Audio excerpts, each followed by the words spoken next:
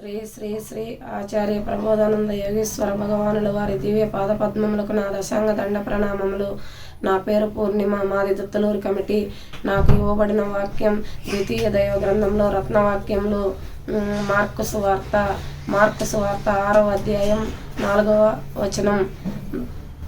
ప్రవక్త తన దేశంలోనూ తన బంధువులలోనూ తన ఇంటి వారిలోనూ తప్ప ఎక్కడ ఘనహీనుడు కాడు. వక్త అనగా వ్యక్తపరచబడవాడని లేక తెలియజేయవాడని అర్థం. అనగా ముఖ్యమైన జ్ఞానమని, పెద్దదని, గొప్ప విశేషత గలని అర్థం. ప్రవక్త అనగా ముఖ్యమైన దానిని బోధించేవాడని అర్థం.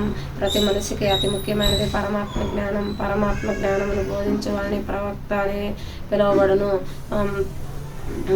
పరమాత్మ జ్ఞానం పరమాత్మ నుండి వచ్చిన వానికి తప్ప సాధారణ మనుషులకు తెలియదు. పరమాత్మ నుండి వచ్చి మనిషిగా పుట్టిన వాడే భగవంతుడని ప్రవక్తని పిలువబడుచున్నాడు.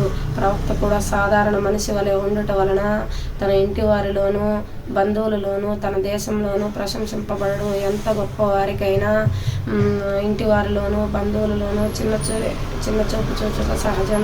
చిన్నతనం నుంచి అతనిని చూచుట వలన ఇంటి వారిలోనూ బంధువులలోనూ వీనిలో ఏం కొత్తదనం ఉన్నదని, వీడి చెప్పు మాటలు తెలివి తక్కువగా ఉన్నవారికే సరిపోవునని, మాకు తెలియకుండా వీనికేం తెలుసునని హేళనగా మాట్లాడుచుందరు.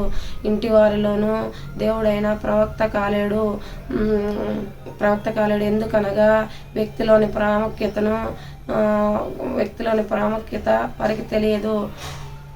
ఇతరులు ప్రవక్తను గుర్తించి ఈయన గొప్పవాడని ఘనంగా చెప్పినను ఇంటిలోని వారు బంధువులు వీనిలో ఏం గొప్పతనం ఉన్నది, చిన్నతనంలో పరుపులో మూత్రం పోసేవాడని, నిక్కర్లో మల విసర్జన చేసేవాడను హేళనగా మాట్లాడదురే కానీ వ్యక్తిలోని ప్రాముఖ్యతను గమనించరు. అందువలన ప్రవక్త ఇతర ప్రజలకు ప్రవక్తే గాని తన వారి యందును తన ఊరి యందును గణపరచబడడు. ఈ సూత్రం ప్రకారం యేసు ప్రభువును ప్రవక్తగా తన వారు గుర్తించలేకపోయారు. శ్రీకృష్ణ వందే జగద్గురు.